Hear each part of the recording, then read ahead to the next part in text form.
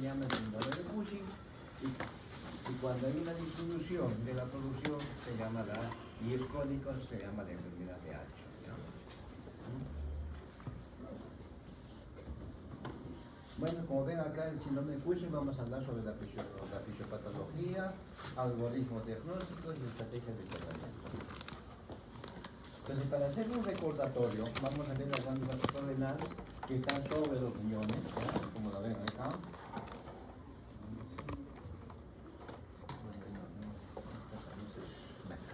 Acá son dos glándulas suprarrenales y entonces desde el punto de vista histológico acá está su formación histológica. Entonces, la glándula suprarrenal, nosotros lo que vamos a hablar ahora es más que todo sobre la corteza suprarrenal. ¿Ya? La corteza suprarrenal está conformada por tres capas. ¿Ya? Tenemos una capa que es la reticular, o según la zona reticular, otra es la zona fascicular y la tercera es la zona glomerular. En la zona glomerular se va a producir los mineralocorticoides como la aldosterona, que tiene que ver mucho con el control de la presión arterial. Y en la capa fascicular se va a producir los 75% que son los glucocorticoides, ¿ya? Y en la que se llama, en la capa reticular, vamos a ver sobre qué se llama la producción de hormonas sexuales, ¿ya? Sobre los andrógenos. Entonces, una vez ubicados nosotros en esas tres capas que hay, que es la zona glomerular, fascicular y reticular, entonces vamos a empezar con cómo funciona esto. Entonces nosotros tenemos un eje, ¿ya? Hipófisis, hipotálamo, hipófisis, y en este caso glándulas suprarrenales. Entonces, a nivel de, que se llama del hipotálamo, la influencia del estrés, ya el excesivo o poco a actividad física, la cuestión emocional, ¿ya? La cuestión que puede ser que haya una hipoglicemia o hiperglicemia, y otros fármacos también influyen a nivel del hipotálamo. Entonces, en el hipotálamo, ahí es donde se produce la hormona liberadora. Esta hormona liberadora pasa a hipófisis, y en hipófisis tenemos la adenohipófisis, donde se va a producir la CTH, y esa CTH va a viajar por torrente sanguíneo hacia la glándula suprarrenal y por consiguiente va a ordenar la producción de glucocorticoides. La hipófisis tenemos la adenohipófisis y la neurohipófisis, ¿ya? Entonces, la neurohipófisis en este momento no la vamos a tocar, vamos a hablar sobre la adenohipófisis. Muy bien. Entonces, de esa manera es lo que se controla, lo que llamamos nosotros el sistema de feedback negativo, ¿ya? Entonces, acá tenemos algo parecido, donde vemos la regulación circadiana, que actúa a nivel hipotálamo, el estrés físico, emocional, hipoglicemia, exposición al frío, al dolor, al calor, qué sé yo, influyen también a nivel de hipotálamo. Entonces, una vez que influye el hipotálamo, va a producir las hormonas liberadoras, y estas hormonas liberadoras pasan sangre y pasan a que se llama corteza suprarrenal, va a producir cortisol, ese cortisol sube a sangre y actúa en forma negativa, ¿ya? Sobre la hipófisis y el hipotálamo. Hay sensores ahí donde sensan la cantidad de hormona de glucocorticoides. Hay muchos glucocorticoides, y en este caso estamos viendo que el cortisol está elevado, entonces disminuye la hormona reguladora y por consiguiente va a disminuir la producción de ACTH. ¿No? ¿Se entiende, no? Definición y sistemática crítica.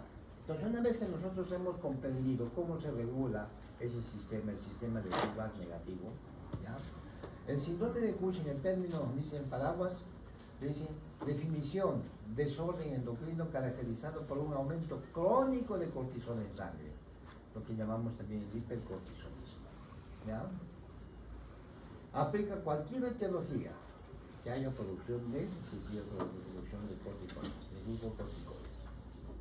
En cambio, la enfermedad de Cushing es específico, ¿ya? Es una definición donde hay hipercortisolismo causado específicamente por un adenoma pituitario, ¿ya? Tumor benigno que secreta exceso de ACTH. Entonces, acá, el síndrome de Cushing, saben que síndrome es todos los signos, síntomas que produce de una enfermedad. Y cuando hablamos de enfermedad de Cushing es aquella que tenemos un adenoma hipofisiario productor de ACTH. ¿Ya? Muy bien, una vez que hemos hecho esta clasificación del síndrome de Cushing, ¿ya? Tenemos que ver, nos preguntamos siempre, ¿por qué se llama Cushing? Se llama Cushing porque el que lo descubrió fue un neurocirujano alemán apellidado Cushing. Es el que descubrió el que se llama el adenoma hipofisiario. ¿Ya? Bueno.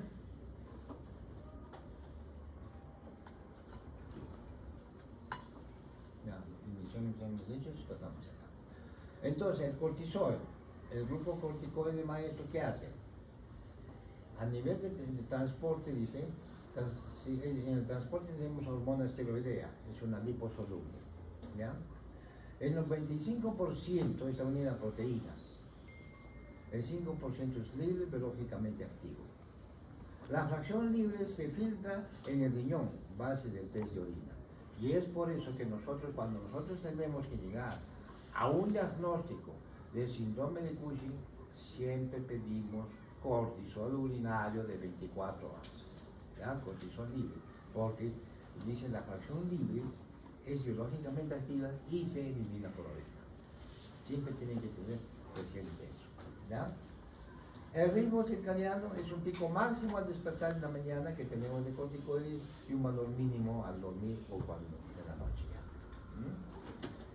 Las funciones de estrés, dice acá, como están viendo, acá la energía aumenta, la gluconeogénesis, la proteólisis, la lipólisis, en el sistema vascular hay vasoconstricción, sensibilidad a las catecolaminas, hay vasoconstricción. Inmune, cuando es un proceso inmune, el proceso inflamatorio inhibe las prostaglandinas, las interleuquinas y los linfocitos T.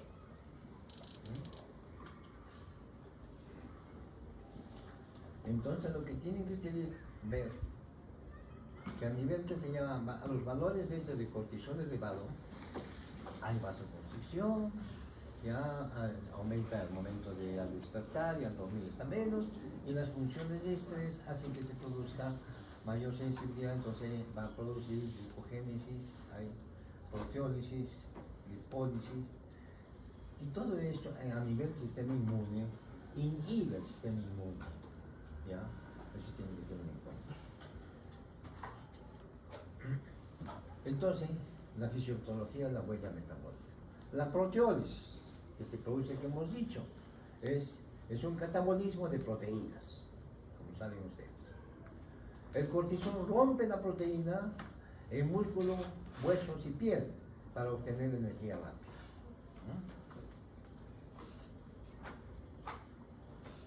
Y como consecuencia clínica tenemos debilidad muscular, extremidades delgadas, piel fina, estrías rojas vinosas, más de 1 centímetro de grosor y osteoporosis.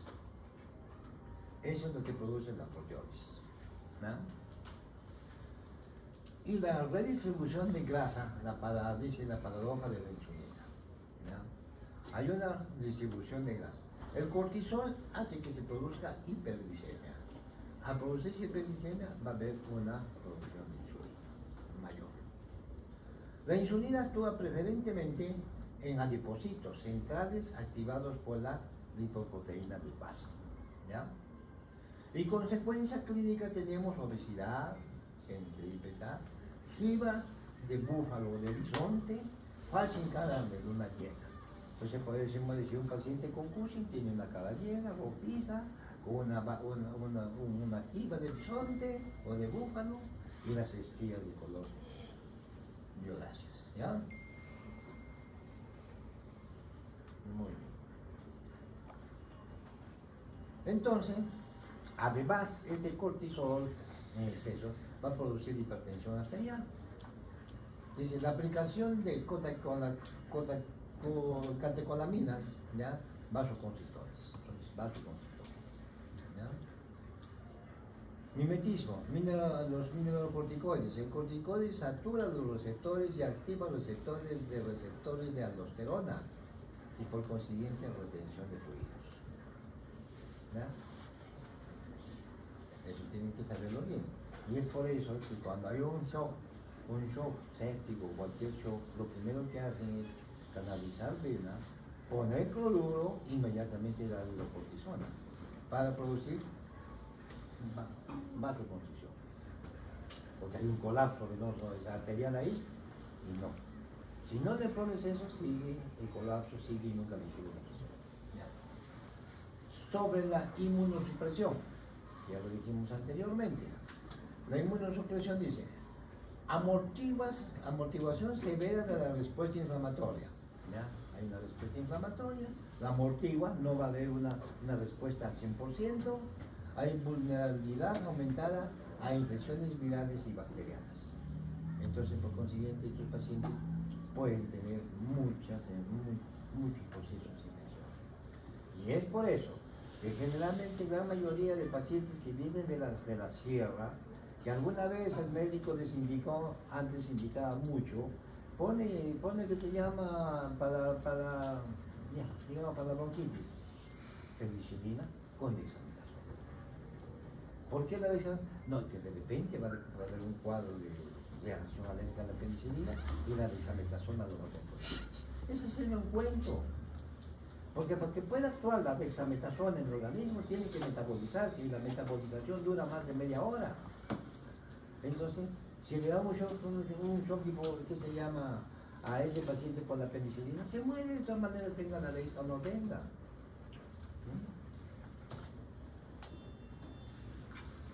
Ya. En el sistema reproductivo, ¿ya? Hay alteración a nivel de que se llama de las hormonas liberadoras de ovarios. Inhibición de la hormona liberadora, las mujeres presentan amenorrea y los hombres presentan disfunción testicular. ¿Ya? Entonces todo eso tiene que ver, se van dando cuenta, poco a poco donde vamos entrando, se nos va complicando el cuadro, ¿ya? Dice aquí el reconocimiento del fenotipo clínico. Hemos hablado.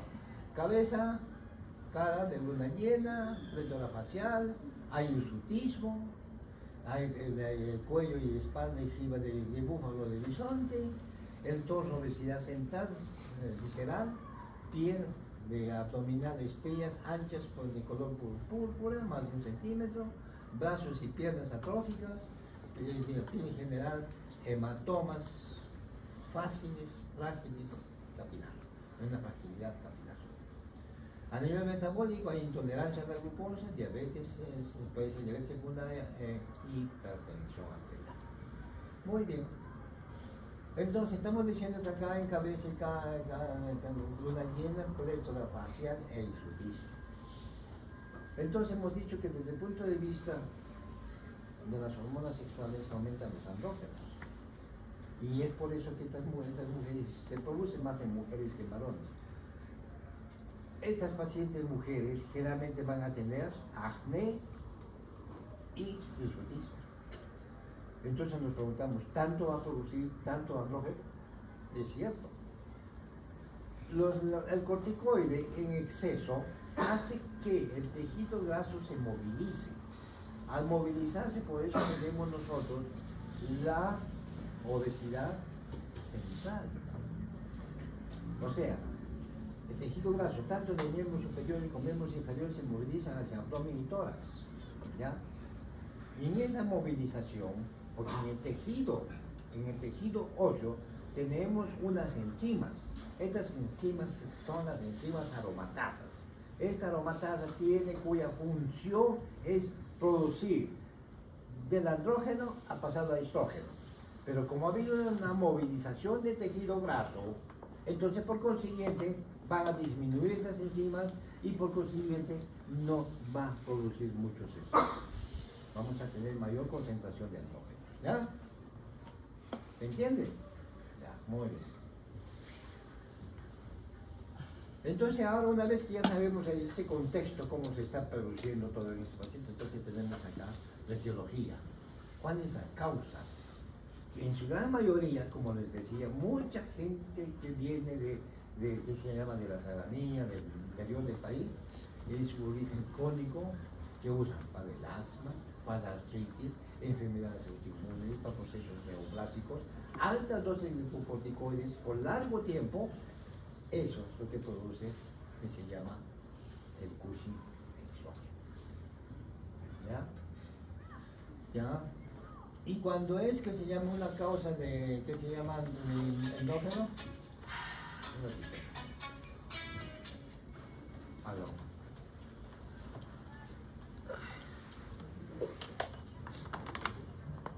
Ya, a eso de las 9:10, ya.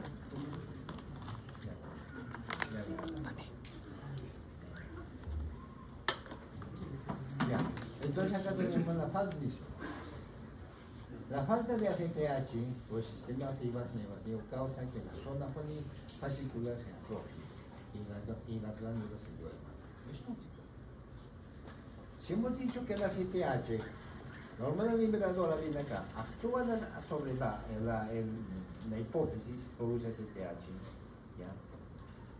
Y esa ACTH tiene que ordenar a las glándulas suprarrenales a producir glucocorticoides. Pero ¿qué pasa si en el hipotálamo o en la hipófisis no se produce la hormona liberadora y no se produce la ACTH? Entonces no va a haber quienes ordenan las suprarrenales. Y entran en vacaciones las suprarrenales, no hacen nada, si no tiene orden, ¿ya? Y es por eso que se produce, que se llama, acá estaríamos hablando de una insuficiencia suprarrenal. Paradoja, dice, el paciente tiene fenotipo de Cushing por el fármaco, pero sus glándulas suprarrenales están funcionalmente insuficientes. Es lógico, si nosotros estamos dando corticoide por vía oral o por vía parenteral, entonces en sangre va, entonces los sensores de ACTH y sensores de que se llaman de hipotálamo sensor, dice, ay, corticoide, no produce la hormona liberadora y no se produce la ACTH y por consiguiente las glándulas suprarrenales se van atrofiando. ¿No? Muy bien. En cambio, la etiología endógena, tiene tres causas. Enfermedad de Cushing, dice, ¿ya? Es cuando tenemos un adenoma pituitario benigno, secreta exceso de ACTH. Y ese es un efecto hiperplasia suprarrenal bilateral. Entonces las suprarrenales comienzan a trabajar mal porque tiene orden. Y ese tumor está a nivel de hipófisis, que se llama de hipófisis. Vean. La secreción ectópica. La secreción ectópica de ACTH son tumores ectópicos que no están a nivel de adenoma en la hipófisis, pueden estar en cualquier parte del organismo, pero en su gran mayoría estos se encuentran en el pulmón. Y estos adenomas que se llaman productores de ACTH que se encuentran en el pulmón están siempre asociados a una patología cancerosa del pulmón de forma de avenas pequeñas. Pero no siempre se asocian, ¿no? Y entonces acá dice, tendremos que entonces ACTH dependiente, tumor extrapituitario, en el cáncer de pulmón de células pequeñas, efecto secreción máxima de ACTH tumoral. Muy bien. Ya que entonces estamos viendo que estas dos primeras son dependientes de la producción de ACTH, mientras que la tercera no es dependiente de la ACTH, es independiente. Son tumores que se producen a nivel de la glándula suprarrenal, ¿ya? Que son adenomas o carcinomas suprarrenales autónomos, ¿ya? Y estas suprimen la ACTH, atrofian a la glándula contralateral. Lógico, si ese tumor está produciendo glucocorticoide, entonces los sensores dicen, hay glucocorticoide, no produce la liberadora ni la ACTH, entonces la otra suprarrenal se atrofia. ¿Ya? ¿Se entiende? ¿Sí? Porque es importante entender eso. Porque a base de esto, que están entendiendo eso, vamos a ver el diagnóstico que se va a hacer. Porque lo más difícil en esta enfermedad es el diagnóstico. ¿Ya? Porque yo les voy a decir, mi trabajo de que se llama que yo presenté para ser de magíster, hice sobre Cushing, ¿no? Donde fui por 10 años tomé la casuística del Hospital Nacional, paciente con Cushing. Reportaba la estadística 118 casos de Cushing, pero en 10 años era pues, un montón, ¿no? Entonces comencé a revisar las 118 historias y solamente encontré 11 pacientes con síndrome de Cushing. De los 11 pacientes, uno era varón, 10 mujeres. ¿Ya? De las 10 mujeres, 3 tenían tumores suprarrenales. El resto tenían la enfermedad de Cushing, las 7. ¿Ya? Y el varón tenía el tumor ectópico en pulmón. Que se fue a Estados Unidos, lo mandamos a Estados Unidos y ya lo tratamos. Entonces, como llegaron a encontrar ese tumor en pulmón allá en Estados Unidos, entonces ya después de haber hecho todos los estudios, nosotros sabíamos que tenía un Cushing, sabían que era un Cushing, nosotros no sabíamos dónde, porque no teníamos pues, nosotros la tecnología para llegar a eso en ese tiempo. Entonces, allá en Estados Unidos ya tenían la resonancia magnética, que acá recién estamos con la tomografía. ¿Verdad? Le encontraron, lo mandaron a cirugía de tórax, muy bien, pulmón, medio pulmón para afuera. Sacaron pulmón, todo eso ya. Y entonces el paciente comenzó a regresionar, toda su sintomatología comenzó a regresionar.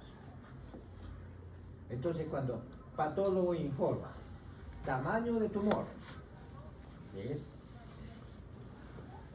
era del tamaño de la cabecita de un alfiler. Ese es el tamaño del tumor. Encuentro pues eso. Ese fue. ¿Ya? Entonces es un tumor tan pequeño, todo el problema que producía. Muy bien. Entonces en la fase de diagnóstico, ¿ya? Entonces acá hemos dicho que tenemos un cortisol libre urinario de 24 horas. ¿Ya? Se ha pedido porque es un cortisol libre. Es positivo cuando es más de 100 o 150 miligramos en 24 horas. ¿Ya? Ahora, la test de supresión con dexametasona a dosis baja.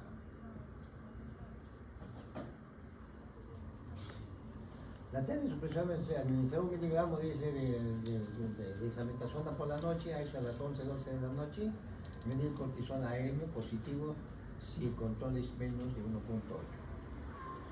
Falla si es superior. Muy bien.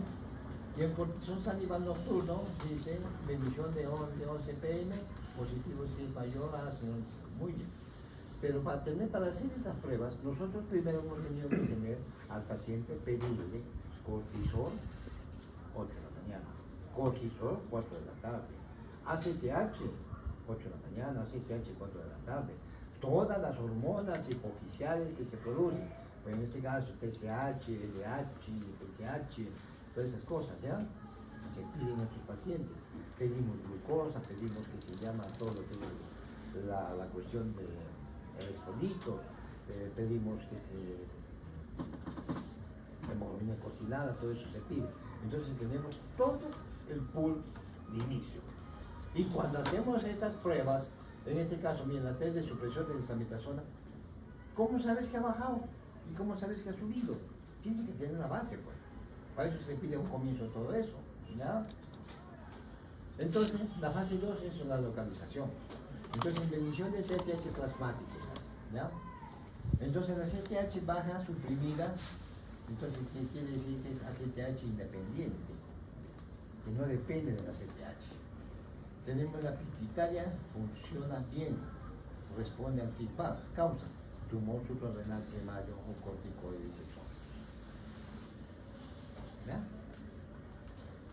Y si nosotros tenemos ACTH plasmática elevada o normal, ACTH dependiente, exceso de producción de causa adenoma pituitaria, enfermedad de Cushing o secreción ectópica de ACTH. Entonces ya estás con los análisis que estamos haciendo, ya estás diciendo que es de origen central, es origen periférico, dependiente de CTH o no dependiente de CTH. Muy bien. Entonces, test de supresión con dosis altas de dexametasona, con 8 miligramos. igual se les da a las 11:30, 12 de la noche la dexametasona. Entonces, la enfermedad de Cushing, adenoma pituitaria, él dice acá, ¿qué va a pasar? Se dan cuenta que el cortisol está elevado y se bajó. Entonces, porque la dexametasona es un corticoide sumamente potente y por consiguiente la hipófisis, como era de origen central, entonces el tumor hizo caso al sistema de feedback negativo, ¡boom! Entonces ya no produjo ACTH y es por eso que se baja. Entonces decimos, es una enfermedad de Cushing. En cambio, cuando no produce, entonces es una producción ectópica de ACTH, no es central. Entonces, cuando nosotros llegamos a este caso, ¿ya? Entonces decimos, si es una enfermedad productor de ACTH ectópico, ¿dónde está? Generalmente estos tumores pueden estar en el tiroides, el paratiroides, pueden estar en pulmón, pueden estar en páncreas. Entonces tienes que buscar el tumor. Ahora, como les digo, busca ese tumor que es como una cabecita de alfiler. Eso es lo difícil. Entonces, por consiguiente, se hacen muchas pruebas, se hacen las pruebas que se llaman las pruebas de medicina nuclear con Oftrótide, ¿ya? Con el marcador Oftrótide se hacen todas esas pruebas, pero acá no lo podemos hacer, porque la ampolla de Oftrótide para hacer esa prueba cuesta 20.000 soles. Entonces un paciente no va a gastar 20.000 soles para que le haga una sola prueba, ¿no? En la vida. Entonces es por eso que muchas cosas nos restringen acá. Entonces, ¿qué se hace en estos casos? Se hace el cateterismo selectivo. El cateterismo selectivo es un catéter que se va por vena y todo eso, y empezamos desde las venas petrosas del cerebro. Llegamos a las venas petrosas del cerebro, sacamos un poco de sangre y medimos ACTH y cortisol. Llegamos a las venas pulmonares, medimos ACTH y cortisol. En alguna de esas venas debe estar elevado. Y si está elevado ahí en una de esas venas, entonces quiere decir que el tumor está alrededor de ese sitio. Y eso, pues, imagínate, tienes que cateterizar a un lado, cateterizar al otro lado. ¿Cuánto cuesta un catéter? ¿Cuánto cuesta todo eso? Eso, entonces te digo, el diagnóstico es sumamente difícil y caro en estos casos. Bueno, entonces después de que se ha hecho el diagnóstico, tenemos la resolución y estrategia de tratamiento. Causa exógena, entonces retiro gradual, pues, del glucocorticoide, ¿ya? Peligro, no suspender abruptamente. Riesgo de crisis suprarrenal, mortal por atrofia glandular. ¿Ya?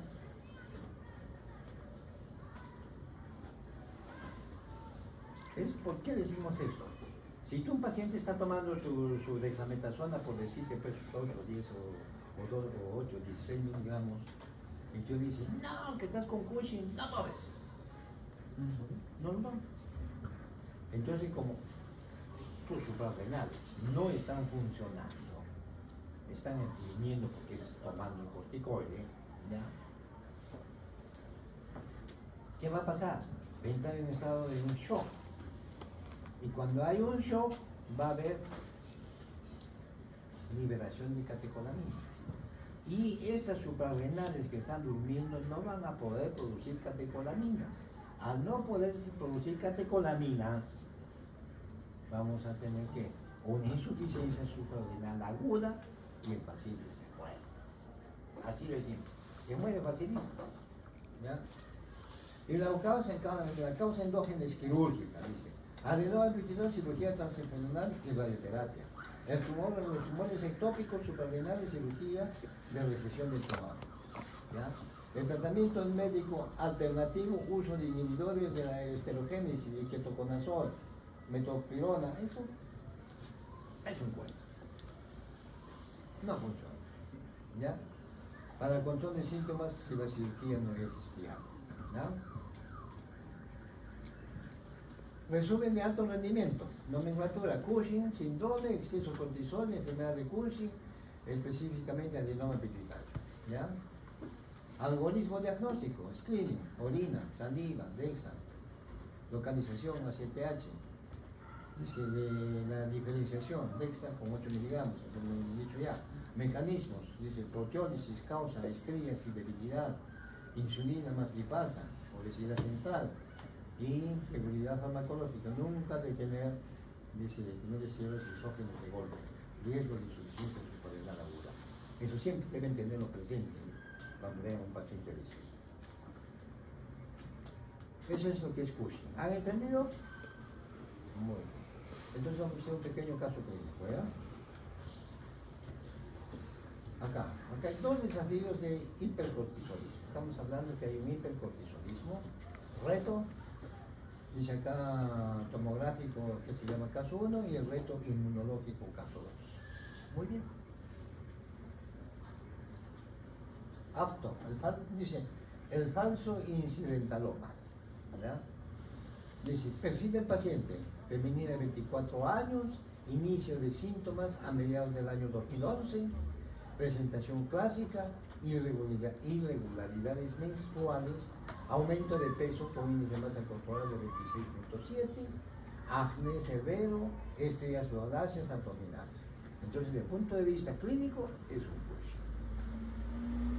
Impresión clínica, diagnóstico presuntivo inicial síndrome de Cushing, dependiente de corticoterapia, ACTH, secundario a adenoma hipoficial. Es lo que se está pensando. Muy bien.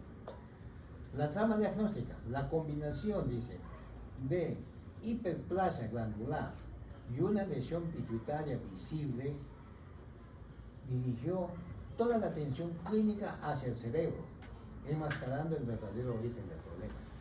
Entonces, todos estos síntomas, que la impresión clínica que tú tienes, le has tomado una resonancia magnética hipófisis y sabes que tienes un adenoma.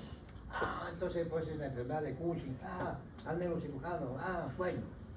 Especial, bueno, está bien. Espejismo bioquímico anatómico. Es raro realmente que se produce lo que le estoy poniendo eso, pero sí se produce. Dice cortisol AM 29, alto. ¿Ya? Cortisol urinario 500, alto. ACTH 120, también está alto. Supresión con dexametasona 8 miligramos, solo 42% de respuesta incompleta. Es una respuesta incompleta. Se toma acá la tomografía y están viendo que el adenoma está. Entonces, con todo eso, pues esta es una enfermedad de Cushing. Es lógico. La cascada del fracaso terapéutico. Entonces, tú dices, neurocirugía, más neurocirugía. Dice, se hace una lipofisectomía, entonces ACTH, después de que se saque el adenoma, ya, la ACTH postoperatoria rebota, que debería estar bajo, comienza a 219. Entonces tú dices, ¿qué ha pasado? ¿Por qué? Si he sacado el origen de la ACTH, ahí estamos. Entonces, empieza con el bloqueo médico, que está con el ketoconazol, hasta 1200 miligramos día, exacerbación clínica progresiva. Entonces, con ketoconazol, ¿qué eso? Nada. Cirugía nuevamente. Reintervención, dice. Cortisol, postoperatorio, bajó. Con la nueva cirugía. Ausencia absoluta de supresión con dexametasona. Fracaso confirmado. Cambio de paradigma. Búsqueda ectópica sistemática iniciada tras descarga de origen central. ¿El hallazgo que encontramos? Es un tumor que estaba en pulmón, productor de CTH. ¿Ya? El Oteoscan, dice preoperatorio, revela hipercaptación neuroendocrina en el hemitórax izquierdo. Se hace una lobectomía exitosa, la histología tumor carcinoide típico positivo para CTH y conoramina. Caída postquirúrgica CTH, un foco mediastinal derecho residual. Requirió control crónico con osteoartride, logrando mejoría clínica significativa. ¿Ya? ¿Te das cuenta? Muy bien. Entonces, ¿cuál es la explicación? El paradigma de la doble secreción. Tanto el adenoma hipoficiario producía, que se llama ACTH, y también el tumor carcinoide producía ACTH. Y estas iban alargando suprarrenal crecía, por la producía más corta. Para que la hipófisis pareciera un adenoma, la hipófisis biológicamente sugiere que el tumor carcinoide pulmonar no solo produce CTH, estimulando el cortisol suprarrenal, sino también hormona liberadora de corticotropina. La hormona liberadora, ya, tópica, bombardea la glándula pituitaria, causando una hiperplasia reactiva masiva. En la resonancia magnética imita perfectamente un adenoma hipofisiario. El incidentaloma es perfecto en este caso. Y esos casos rarísimos que se producen en un papel. No siempre se producen, pero sí debe uno pensar, tenerlo acá. Muy bien, entonces hemos terminado con Cushing porque el otro ya después haremos.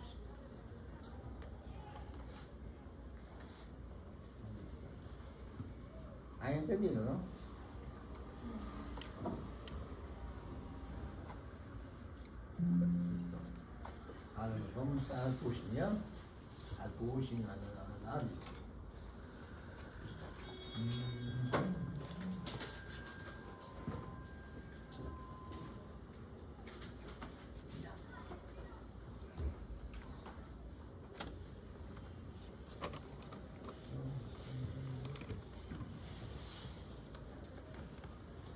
Entonces hacemos la insuficiencia suprarrenal y enfermedad renal.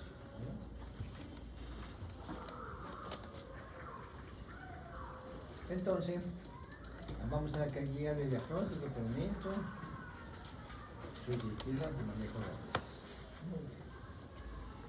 Entonces acá están viendo la glándula suprarrenal, ¿ya? Igual que la anterior. La clasificación y fisiopatología y nivel de daño. Muy bien. Entonces acá tenemos lo mismo, el sistema de feedback negativo, todo lo anterior como hemos hablado ya, es lo mismo.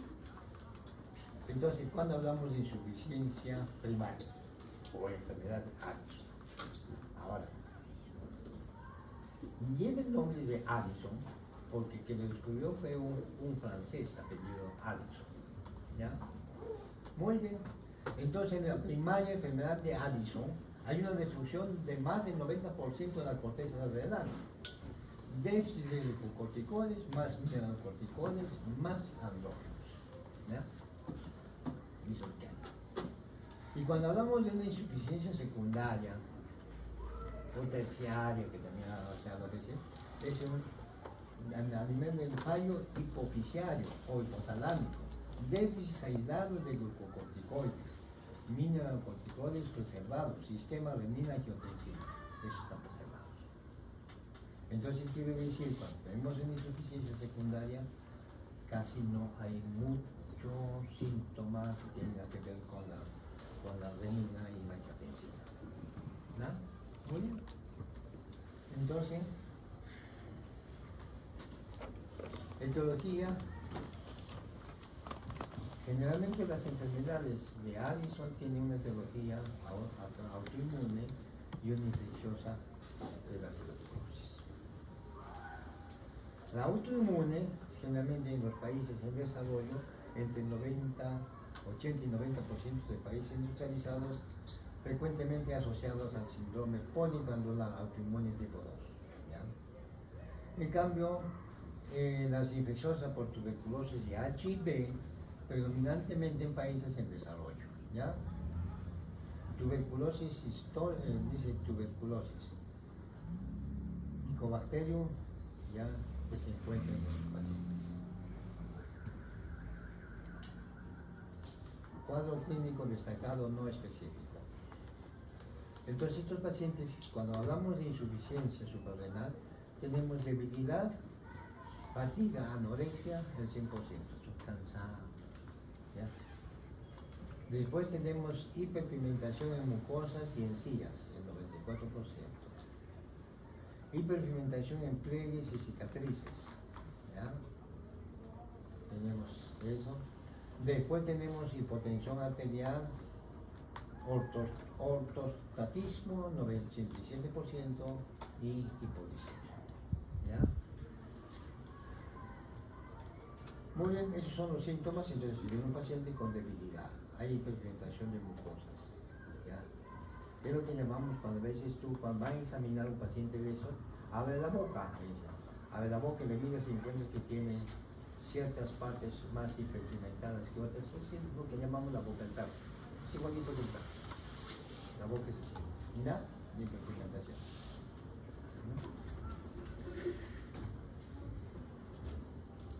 Y en laboratorio sugerente, ¿qué vamos a tener? Hiponatremia. Vamos a tener hipercalemia, ¿ya? Eosinofilia. Entonces, para hacer este diagnóstico tenemos un algoritmo diagnóstico simplificado. Entonces, sospecha clínica dice fatiga más hipertensión, más hipotensión, más pigmentación.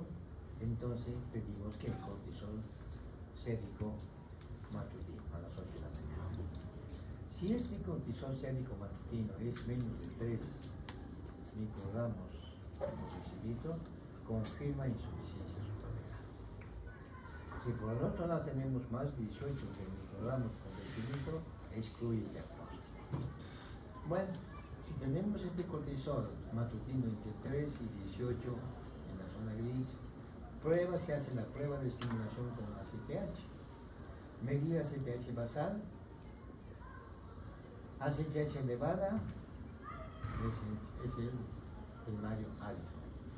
ACTH normal tiene que ser secundario. ¿Ya? Es el algoritmo que se utiliza para el diagnóstico de los pacientes. ¿Ya? Acá tenemos la prueba de estimulación por ACTH. Inyección endovenosa de 250 microgramos de ACTH. Entonces le colocas a los 30 minutos la medición y a los 60 minutos medición de cortisol. ¿Ya? Respuesta normal cuando tenemos pico más de 18 y respuesta en la insuficiencia menos de 18. Entonces nos dice que lo de abajo es insuficiencia y de arriba es normal.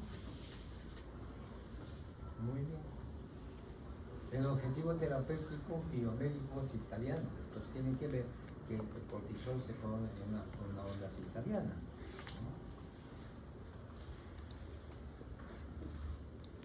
Es mayor a las 8 de la mañana y a las 4 de la tarde es el pico más bajo. ¿Ya? Meta replicar este pico matutino y descanso vespertino.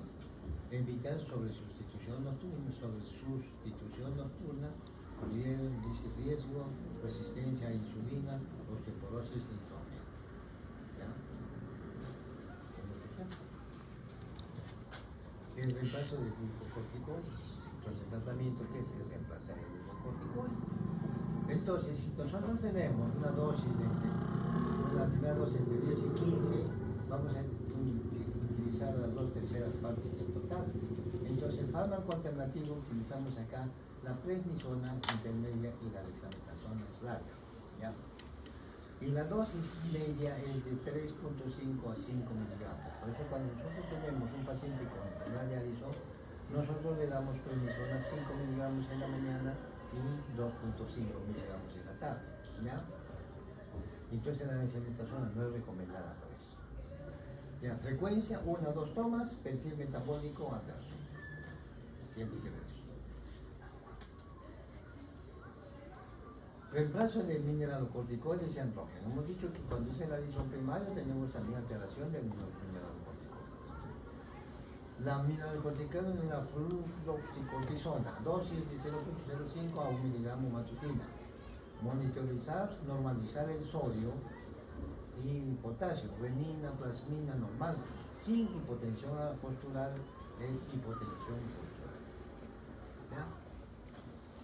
Y cuando usamos que se llama la acá de los andrógenos opcionales, tenemos una dosis de 25 a 50, ¿ya? De la dihidroepiandrosterona, ya, y la dosis de 25 a 50. Indicación en mujeres con bajo líbido, piel seca o falta de energía persistente a pesar de dosis óptima de glucocorticoides. ¿Ya? Entonces el monitoreo clínico es el arte del ajuste. Tú le das esa cantidad de, que se llama, de corticoides o glucocorticoides, entonces tienes que ver la balanza, si está subiendo, está bajando. Acá, fatiga persistente, náuseas, pérdida de peso, hiperpigmentación, acidificación alta, antojo de sal, no está compensado. En cambio acá dice, aumento de peso rápido, cara de luna llena, hipertensión, estrella, osteoporosis. ¿Ya? Crisis adrenal aguda, emergencia mental. Eso es muy cierto. ¿Ya? Acá caso real de paciente de 4 años en shock. Tiene que medir un sueño de 107, bajísimo. ¿Ya? Un potasio de 7.6, altísimo. Y una glucosa de 55, bajo. ¿Ya? Esas son las señales de alarma. Shock, refractario a fluidos, dolor abdominal agudo y fiebre inexplicable.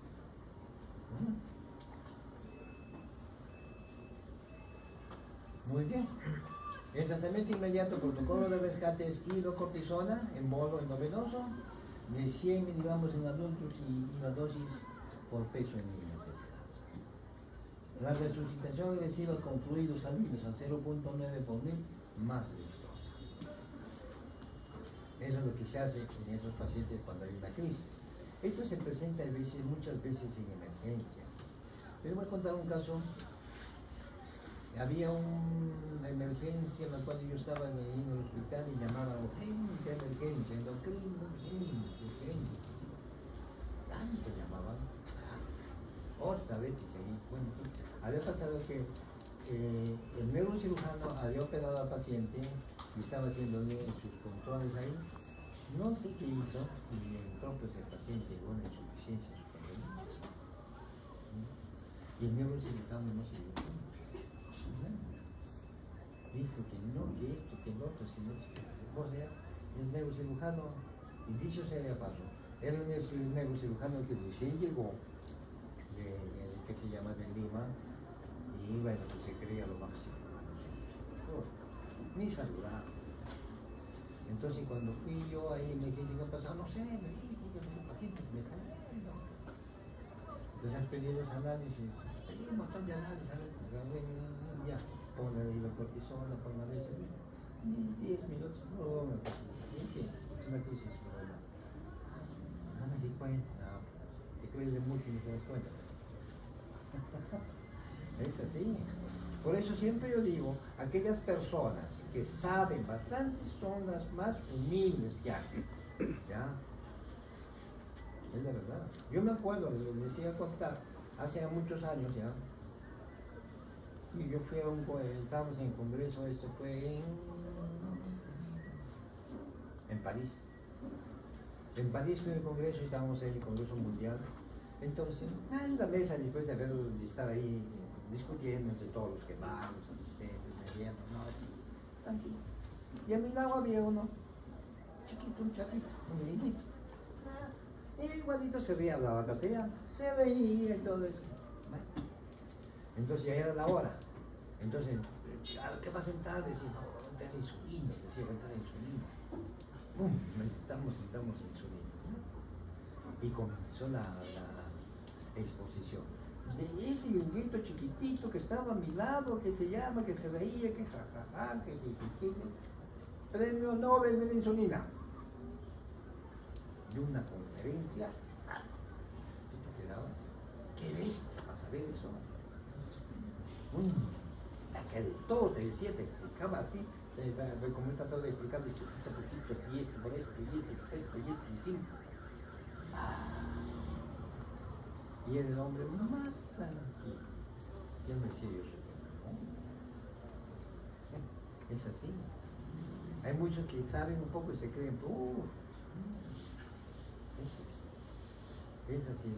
Y muchas veces en muchos congresos me he encontrado con gente que no son siempre premios Nobel, pero son que se llama investigadores científicos, igualitos. Los más simples. Por eso siempre sepan y sean humildes, no sean, ¿ya? Eso es. Acá, prevención de crisis. Dice, tienes estrés leve si tienes una fiebre más de 38. Dice, intolerancia gástrica, vómitos y diarreas. Precaución, debes tener tu portátil identificador y kit de emergencia siempre, si tienes una insuficiencia suprarrenal. Bueno, protocolo de estrés quirúrgico. Si tienes un paciente con Addison y debe ser operado, entonces si tienes una cirugía menor de diente y algo de eso, siempre darle dosis habitual, debe aumentarle de 25 a 50 miligramos de corticoides. Si es una operación de vesícula o de ¿qué se llama? Articulaciones, de 50 a 75. Si es una operación mayor, siempre se aumenta la cortisona a estas dosis altas en los pacientes. Porque siempre va a haber una deficiencia por el estrés que está presentando el paciente. Tú lo miras al paciente tranquilo, señora, pero está interiormente observado. Cualquiera, ¿no? Retira de corticoides y recuperación de dolor. Cuando tú tienes un paciente que tiene intestinal, está usando corticoides, tienes que retirarle para bajar la dosis fisiológica poco a poco, hasta que deje de usar y por consiguiente y es por eso cuando vienen los pacientes con Cushing de la sierra, tienes que dejar. Si estás tomando 80, comienza a bajar, le bajas 20, 60 una semana, después 40 otra semana y así todo.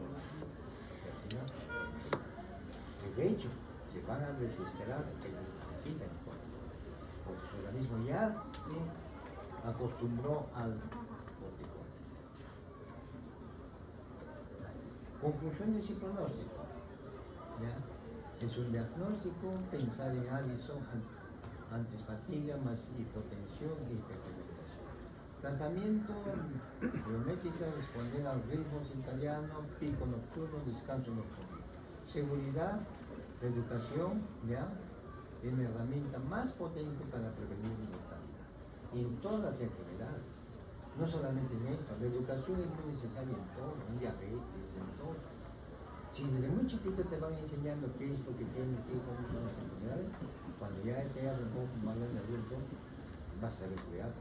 Porque ahora es igualito cuando hablamos de diabetes, que no, que tienes que comer así, que tienes esto, que lo otro. Y al final no lo hace, porque no tienes educación.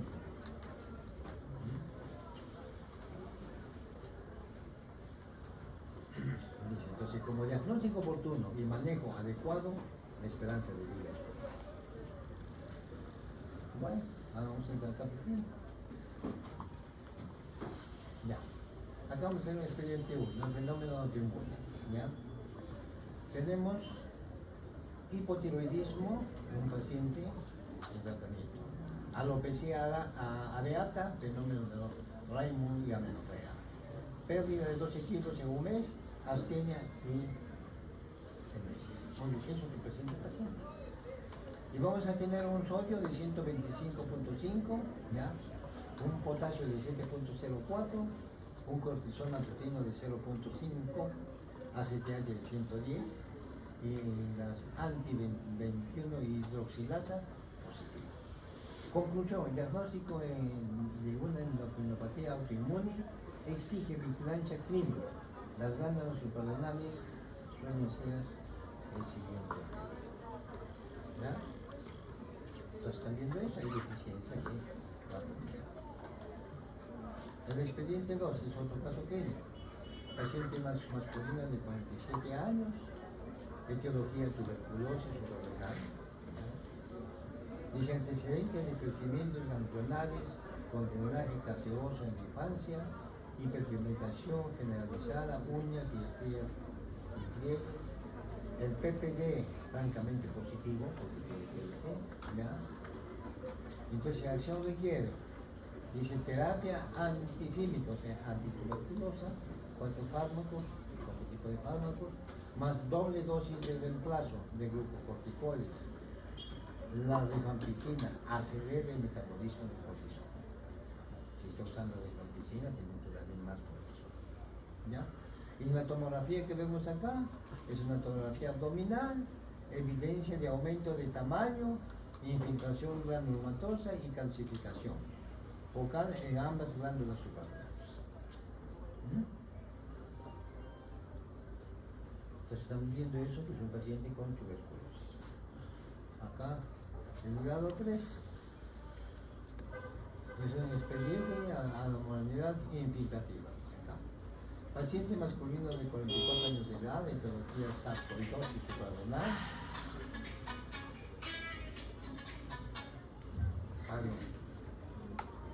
¿Dónde está? Sí. Sí. Ya.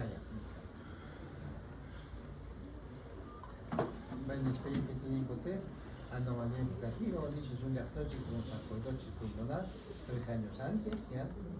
Acude por debilidad, náuseas, hiponatremia, persistente, sodio 124, presión 86-46, ACTH disparada y cortisol suprimido 0.0.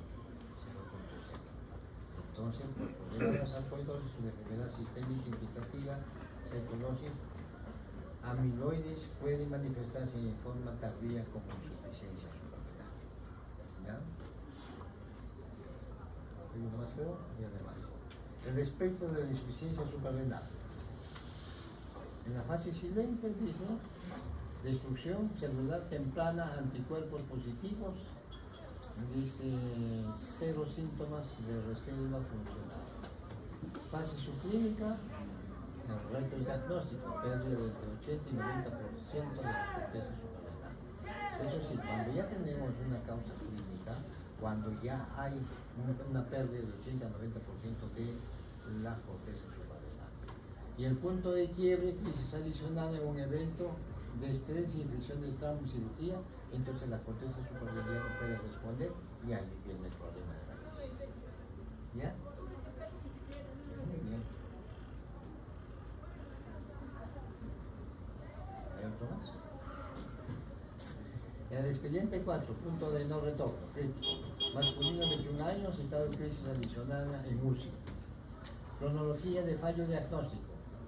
Dice de menos de 6 a una astenia, pérdida de 10 kilogramos, dolor abdominal.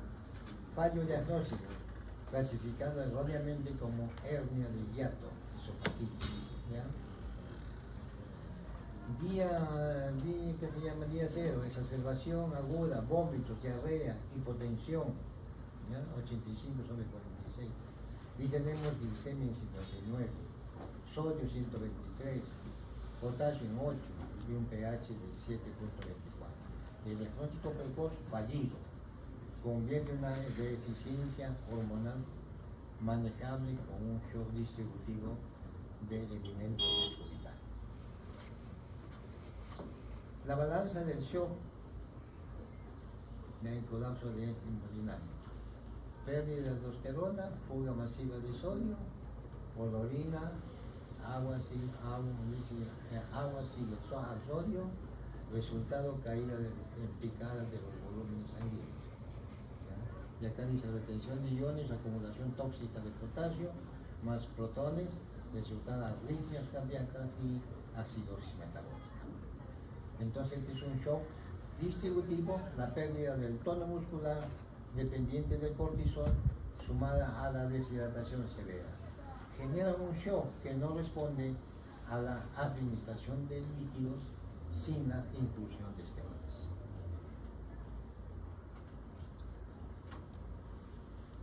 Algoritmo de acción de emergencia. ¿Vean? Primero, reconocimiento, dice reconocimiento y muestras. Esa es sangre, para el cortisol de 7H, electrolitos. Paso 2, bloqueo del shock, glucocorticoides, aminoglicosona, a la dosis que está ahí. Tercer paso, reposición volumétrica, exosa 5% en solución salina normal. ¿Ya?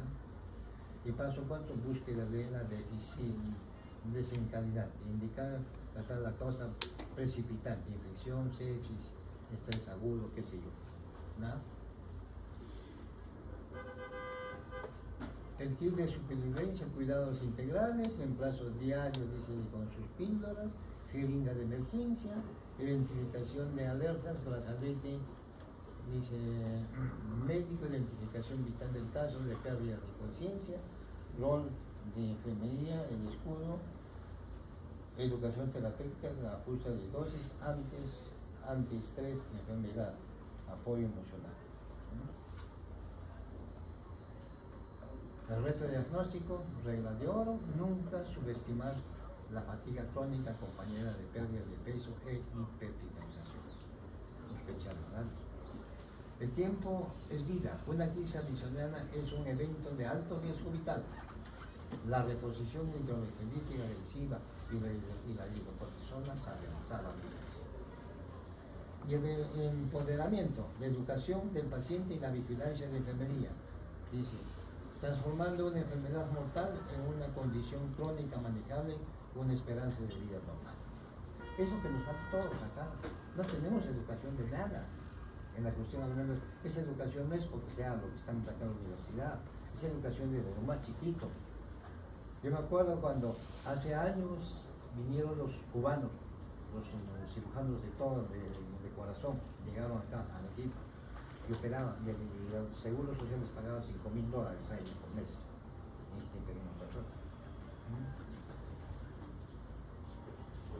Ellos recibían su sueldo, pero no usaban, lo mandaban para Fidel Castro. Y Fidel Castro les devolvía $80 para que vivan. Eso era ese. Pero nosotros decían, pero ¿por qué hacen eso? Si esa parte es tuya. No. Papá Fidel dijo y se hace. ¿Desde cuándo así? Papá Fidel desde cuando son chiquitos. Y eso es lo que debemos hacer nosotros. También así, enseñar, repetir. Algo queda, pues. Pero no lo hacemos. ¿Se dan cuenta? Punto, dice ciego clínico, la regla del 90. Entonces tenemos acá reserva funcional intacta, 0 síntomas. De 19 a 11% pase su clínica y en menos del 10% falla estructural. ¿Ya? Dice la falla, dice la naturaleza del enemigo. La corteza artesanal posee una inmensa reserva funcional.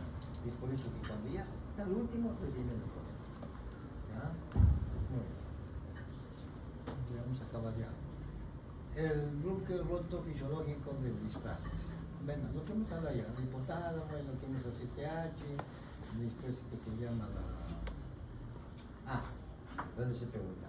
Se dice que en el Addison primario hay hiperpigmentación de glucosas y en el Addison secundario también hay. ¿Y por qué no hay?